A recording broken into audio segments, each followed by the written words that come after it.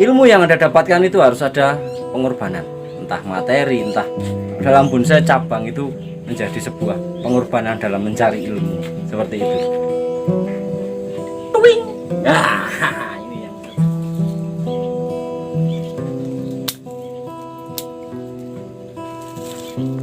dalam satu titik tumbuh ada dua titik tumbuh, dalam satu titik ada dua titik tumbuh, atau bisa tiga, bisa empat. Ini sebaiknya kita pilih salah satu ketika di titik tumbuh tersebut ingin kita pelihara. Kalau di dalam bonsai-bonsai yang cepat asri, cepat cantik, memang pelihara banyak cabang lebih cepat rimbun dan disitu akan lebih terkesan lebih cantik.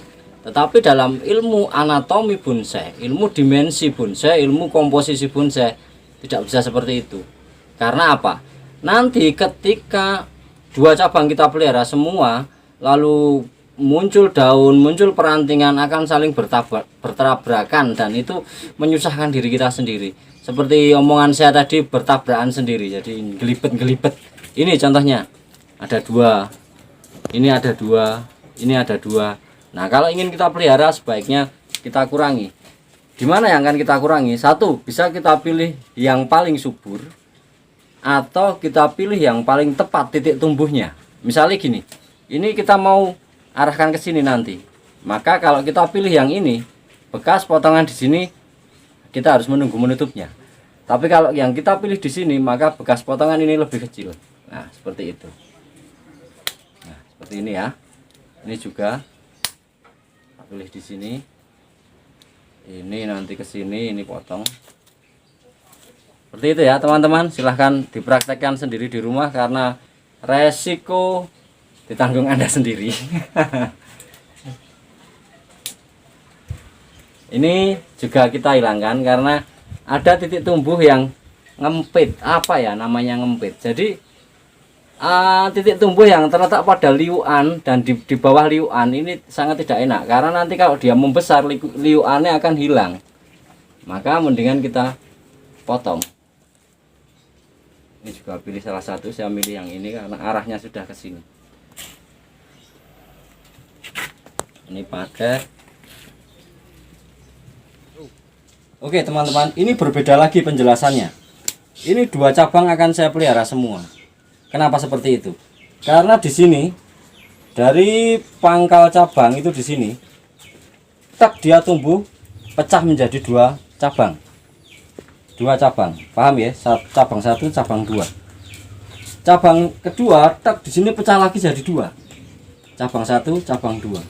Kesini juga saya menginginkan pecah cabang satu, dua, maka dua-duanya saya pelihara karena tidak saling mengganggu, bahkan saling mendukung. Jadi rumus pemotongan itu tidak ada rumus pasti. Yang pasti adalah rasa. Enak enggak sih? Luwes tidak sih?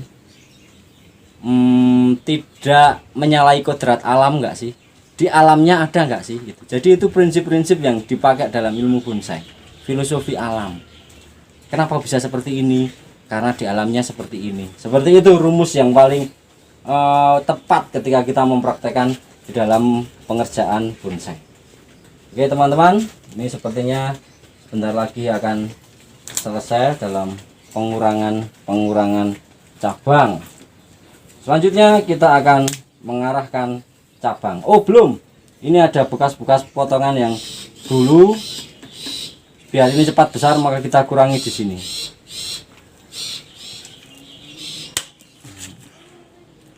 Ini fungsinya membuka oksigen di dalam tubuh pohon karena bekas-bekas dahan kering, bekas-bekas ranting kering itu kalau nggak kita bersihkan dia menutup keluar masuknya oksigen melalui pori-pori kulit. Jadi sebaiknya memang kita bersihkan pohon-pohon yang sudah mati, ranting-ranting, cabang-cabang yang sudah mati sebaiknya kita hilangkan sekalian.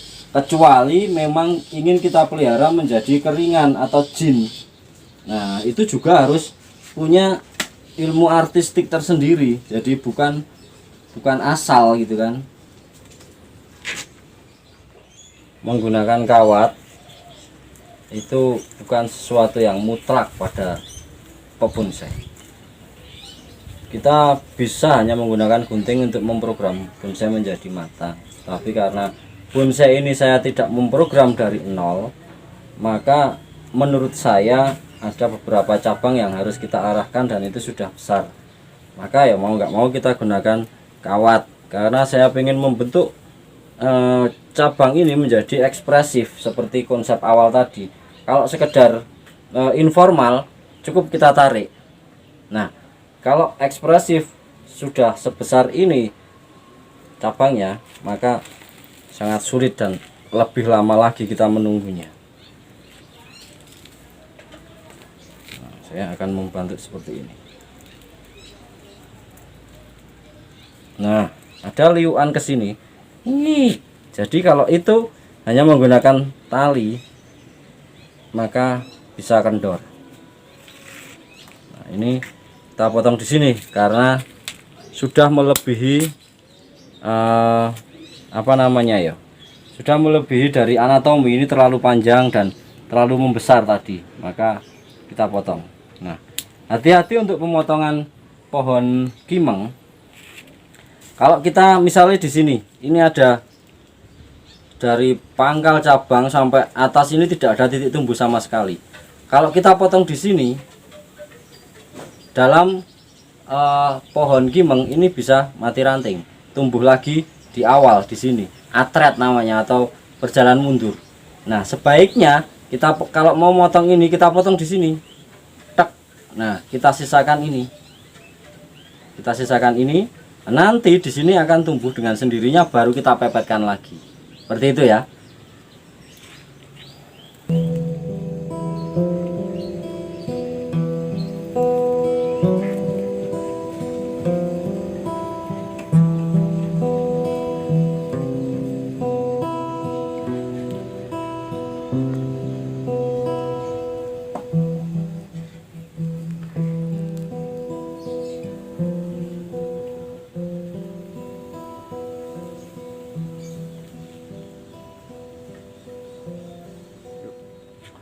Oke teman-teman, jadinya kok jadi seperti ini. Bagi saya yo mengejutkan, surprise menurut saya. Teman-teman nggak tahu. Jadi ini kalau tadi ini kita pelihara, hanya jadi informal, dan bentuk informal itu adalah bentuk yang mudah sekali ditebak, bentuk yang sudah punya harga pasti. Kalau cabang itu kanan dulu, kiri, depan, belakang itu sesuatu yang pasti.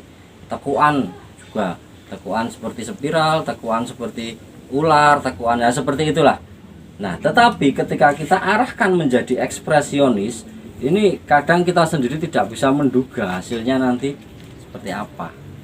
Meskipun kita sudah punya angan-angan, kita punya imajinasi, kita sudah punya konsep. Nah, konsep itu adalah dasar untuk ke arah teknis. Teknis itu tadi teknik ngawat, teknik motong, teknik macam-macam. Nah, dari situ kita baru main-main. Nah, selebihnya itu main-main dong. Seni itu di situ asik, dinikmati asiknya, bukan sesuatu yang pasti. Nah, tapi pasti jadi. Cabang ini dan cabang ini kita arahkan ke sana, maka bonsai ini akan jadi aliran ekspresionis tertiup angin. Tetapi menurut saya pribadi, dan mungkin teman-teman saya nggak tahu, bukan meremehkan ya, sekali lagi bukan meremehkan. Membuat bonsai gaya tertiup angin itu bagi saya tantangannya tidak terlalu besar, jadi kurang menantang. Hanya seluruh cabang kita arahkan satu arah gitu kan. Mau bonsai tegak ke sana semua sudah tertiup angin. Bonsai miring ke sini, anginnya ke sana juga boleh tertiup angin. Miring ke sini, ranting cabang ke sana semua tertiup angin. Bagi saya kurang menantang. Jadi bukan karena sombong. Maka saya menginginkan bonsai ini beraliran ekspresionis tegak berliku. Nanti ada cabang ke depan, cabang ke belakang, dan kita tunggu cabang yang ke arah berlawanan, arah membalik ke sini. Tentu letaknya tetap di atas. Kalau letaknya di sini, maka akan mengganggu keseimbangan pohon. Dia miring ke sana kok punya beban di sini, harusnya akan tegak pohon itu. Tapi karena dia miring ke sana, tentu banyak beban yang ke sana, tapi di sini tetap ada untuk keseimbangan. Seperti itu nantinya. Lalu arah cabang. Arah cabang ini kita perhatikan dari situ. Cus, di sini ada kosong, tak terisi dengan ini. Besok ke depannya. Di sini kosong, tus, ada ini di belakang.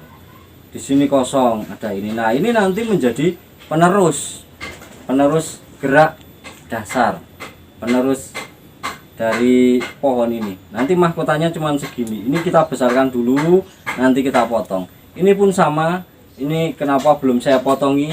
Karena masih ada pembesaran untuk menghasilkan anatomi. Dari sini besar ke sini, ini kurang besar sedikit. Biar gerakannya slow, besar mengecil terus sampai ke ujung. Nah, ini akan menjadi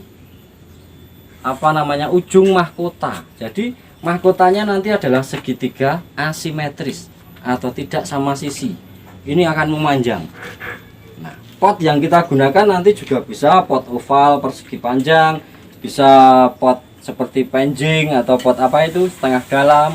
Nah, fungsi pot itu selain dari teknis yang urusannya dengan media tanam, untuk membuat kesan kokoh atau kesan luas. Nah, kalau ingin kesan luas, buatlah menggunakan pot ceper lebar. Itu kesannya luas, bahkan tanpa sudut, bisa oval, bisa bulat dan lain sebagainya, tanpa sudut, jadi kesannya luas. Kalau mau ingin membuat kesan pohon itu kokoh, maka buatlah dengan pot setengah dalam, seperti aliran bunjin yang sering kita lihat di mana-mana. Oke, ini pohon kimeng. Ini masih ada program pembesaran cabang tadi. Besok akan kita press di sini, kita akan press di sini, tapi nunggu ada titik tumbuh baru. Karena kimeng ini rawan sekali tadi itu saya jelaskan. Kalau kita potong tanpa daun sedikit pun bisa tumbuh baru lagi, bukan meneruskan yang ada. Dari sini nanti kita akan ganti medianya. Cuman saya rasa tidak perlu disuting karena potnya akan saya gunakan ini lagi. Sebelum pohon ini benar-benar mateng, baru nanti akan kita pindah menjadi kita pindah ke pot yang sebenarnya untuk pohon ini. Jadi ini nanti akan kita ganti media, kita ganti pupuk lagi, tapi masih kita pakai pot ini. Jadi tidak perlu disyuting toh, mosok kayak gini disyuting. Oke teman-teman, bonsai dan setanah air, saya rasa untuk diskusi kita hari ini kita cukupkan sekian dulu.